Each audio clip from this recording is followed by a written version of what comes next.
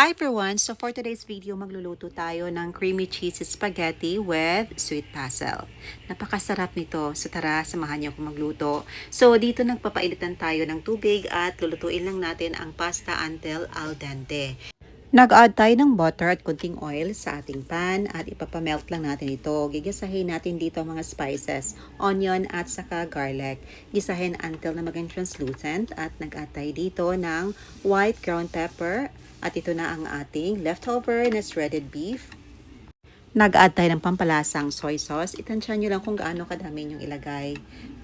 Dito iniada natin ang Filipino style spaghetti sauce. Any kind of brand pwedeng gamitin.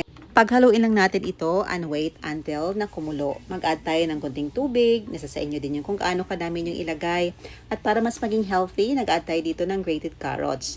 At para mas maging creamy, nag-add tayo ng cream cheese. This is optional. Nasa sa inyo din yun kung lagyan nyo. Pwede ding all-purpose cream. At ito ang ating yogurt drink.